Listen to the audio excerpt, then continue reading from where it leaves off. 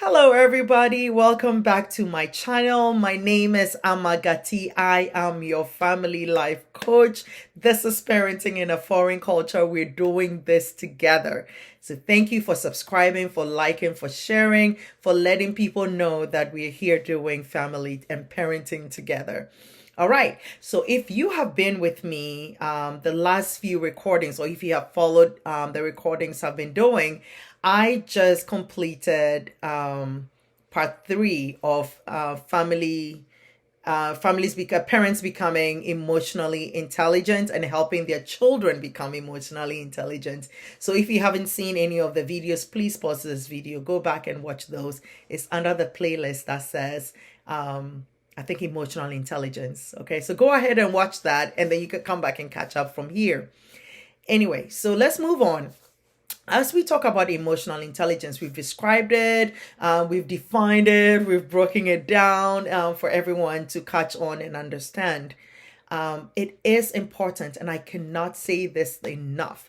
It is important that our children are emotionally intelligent, because that is how they become successful in life.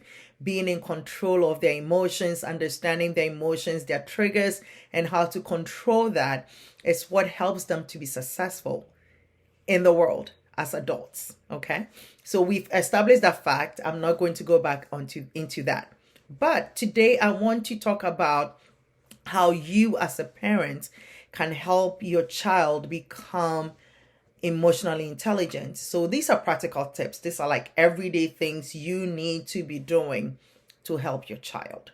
Okay. So the first thing I want to touch on is, if there is, and I can cover all of them. It's really extensive and I can't really cover all of it, but I'm going to touch on a few points, maybe like 3 or 4 of them in this video.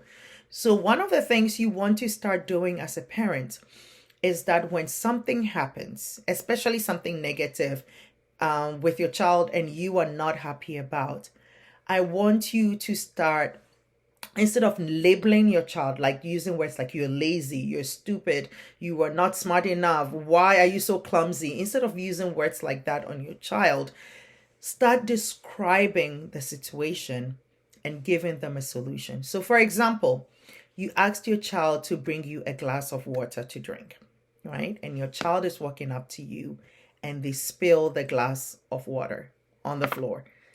And you get upset because this is probably not the first time this child has spilled something, right? And everything in you wants to yell, why are you so clumsy? You need to pay attention next time. I asked you to bring me water. Simple water you cannot bring to me. Right now I'm talking in my Ghana terms, but you're like, simple water you cannot bring to me. That is not what you want to say to your child. You want to first of all describe what you've seen.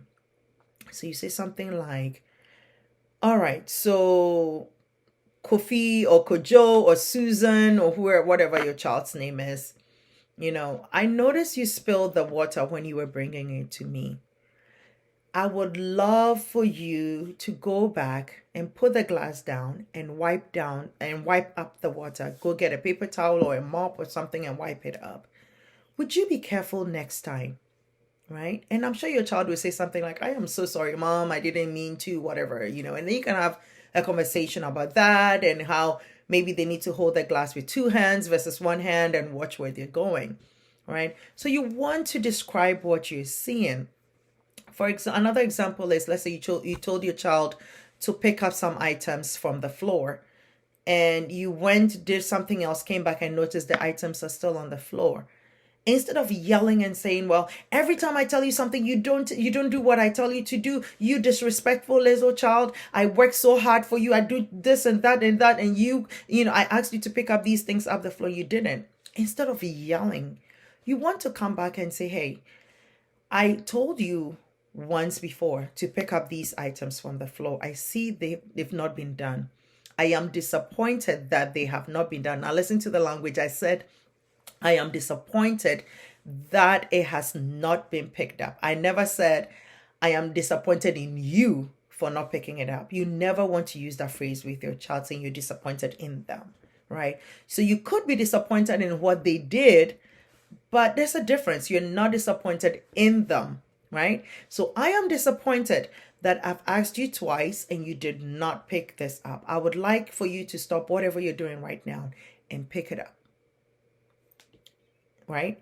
So you can talk like that. Now, one thing, since we're talking about describing the process and instead of labeling, one of the things you also want to do with your child is to save face, help them save face. Because whether we like it or not, our children have dignity, right? That they want to protect, they want to be honored, they want to be respected, just like you are. You do not want a situation where someone is yelling at you, right?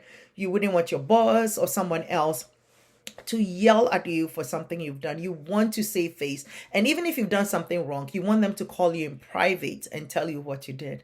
Believe it or not, our children want that as well. Now, I am coming, and if you're watching this video, you're probably coming from a culture, a non-Western culture, right? And in our non-Western cultures, we are almost like we're trained to yell at our children because that's what we believe is being a strict parent, right? So if your child does something that you are not happy about, instead of yelling at them in front of everyone, you can pull them aside. Now, if they're younger, it's always important to come down to their level. So if you're this tall and your child is this tall, you want to come down to their level, which means you have to squat and come down, or sit and come down to their level. So you have eye contact with your child, and then you have a conversation with your child. I'm not saying you should, be all quiet and you can be stern and firm, but you are not yelling. You are matter of fact. You're telling them exactly how you see, how you feel, and how you want things done.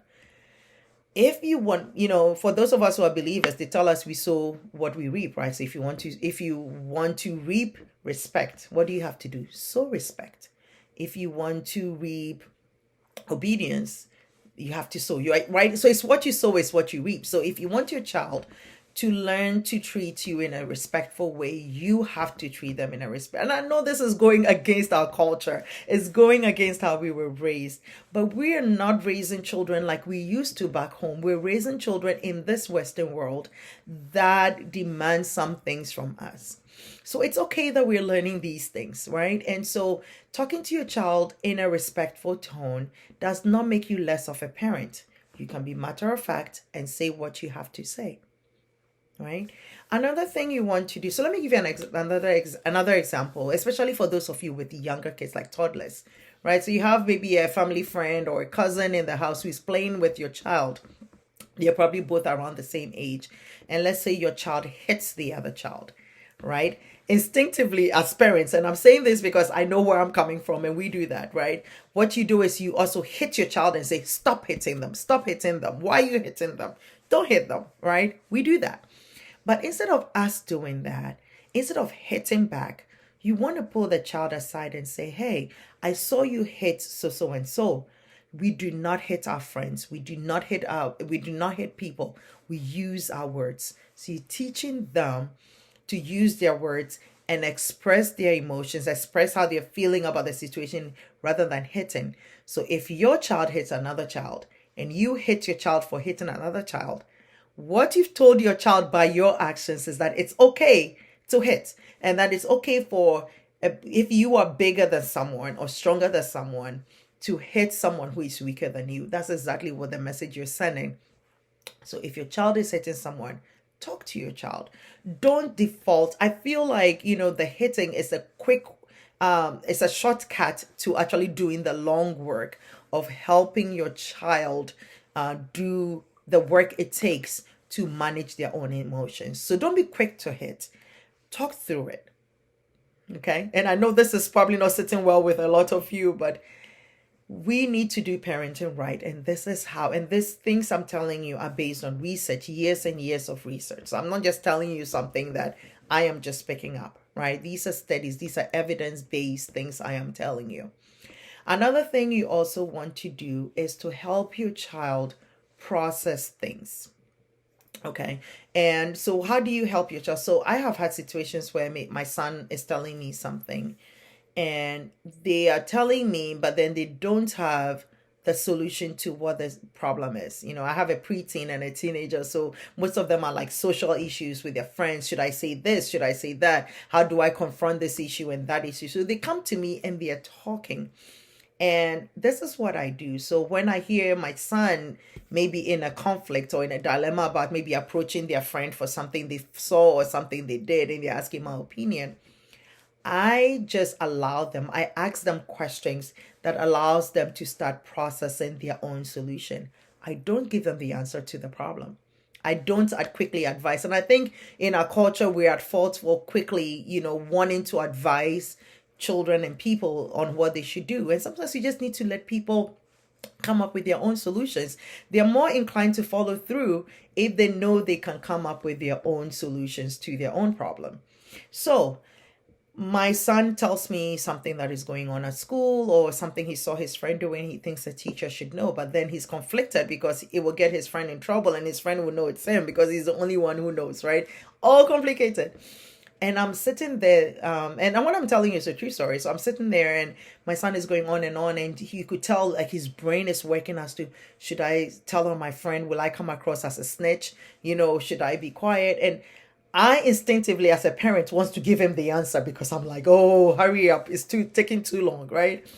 But being able to sit back and just ask questions. So how do you feel about this? How would you feel if it were you?